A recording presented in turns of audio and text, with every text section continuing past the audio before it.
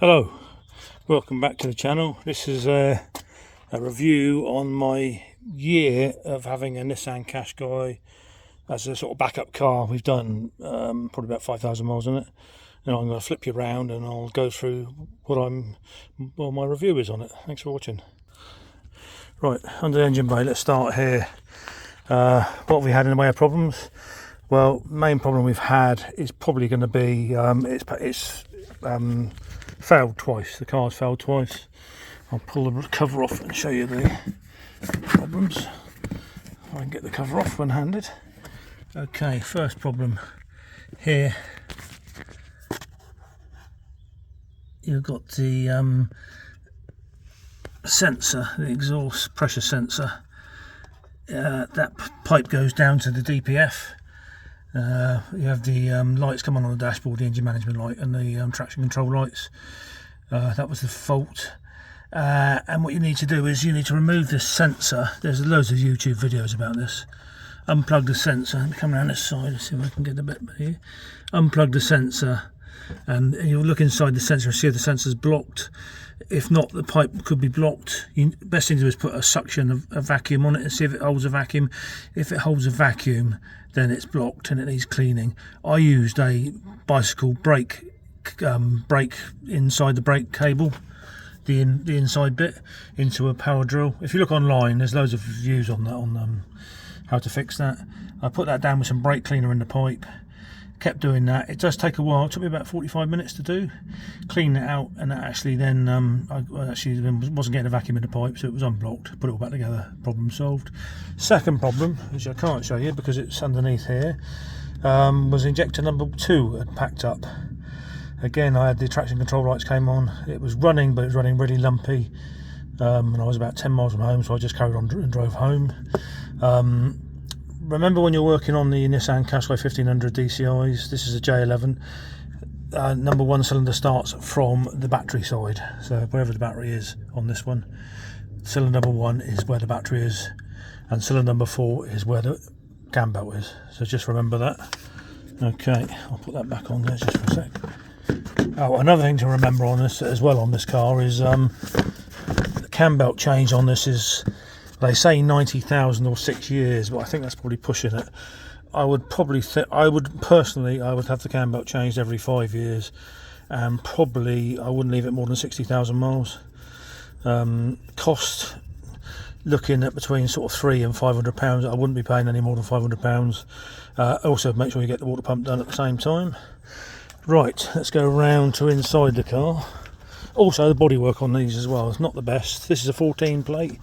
If I can show you what I mean about the paint. I'll open the doors and I'll walk round and show you. Right, paint. If you look up here, you'll see all the paint is missing. Well, obviously there's been a build-up of debris over the years. Also, this came without a what they call it, the tray on the back. That didn't come. So this, I bought this one on eBay for about 20 quid, and it's crap. It doesn't fit properly. It's a rubbish fit. Anyway, it's in there, but it's not a good fit. Yeah, paintwork not the best. There are various bits. I can't even find the bits I was going to show you now, but there are bits of paint flaking off in various places. Oh, there it was down on the people. I mean, that's done with foot, but it's just so thin it just comes away. Another problem with this, electric handbrake. When you pull away, on the Volkswagens, when you take your foot off the clutch, the electronic handbrake releases, but on the Nissans for some reason you have to use the accelerator. So I sometimes pull away and I just let my foot off the clutch. Don't touch the accelerator straight away, so the handbrake's still on, so you have to let the handbrake off manually, which is a bit of a pain in the arse, to be honest. So that's not another good thing. Another thing is the radar on the front, that keeps coming up saying a fault. It's not it obviously needs sort of setting up, and I think the Nissan dealers are the only people who can do that, and they're charging fortunes, so that's not being done. So every time you drive down the road, after about 10 minutes it flashes up saying the radar's not working. That's another annoying thing. what else? It drives very smoothly though. I will say the car drives very smoothly. It's a good drive.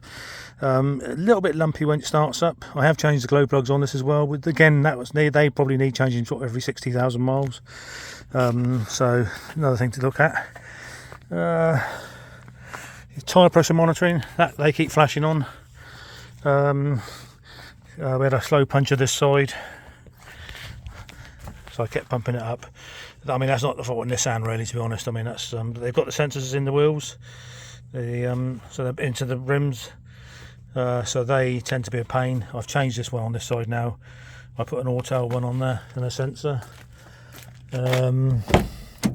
What else can I tell you?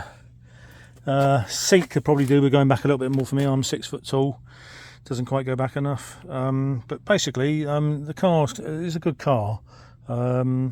Reliability, say, broken down twice in a year, so that's not good, is it? And it's only done 64,000 miles, so it's not brilliant. Yes, it's got auto dimming headlights as well. We keep getting flashed with that. People keep flashing us, don't know why. So we don't use the auto dimming feature now. We stopped using that. £20 a year road tax for a 14 plate, so that's not bad. And it does getting on for 60 to the gallon, so that's pretty good. So if you're looking for a second-hand Nissan Qashqai, I mean, yeah, they're okay, but be prepared that it's gonna let you down now and again. DPF problems as well. If you're doing short trips, not the best car for short trips. You need to be doing long journeys or the occasional odd journey to stop the DPF blocking. Yes, servicing's pretty easy. One other problem I've had is the underneath the engine. There's the tray, the under tray. That I can't fit on there now. All the screws, all the holes, they just will not line up, and I cannot get the under tray on, so I've left the under tray off. I think I've got it around the corner here somewhere. Yeah, here it is here.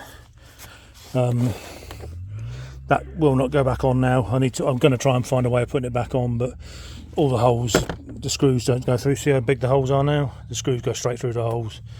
I don't know, that's because it's been butchered by somebody, but that's not good, so no under tray. Although it hasn't been a problem really.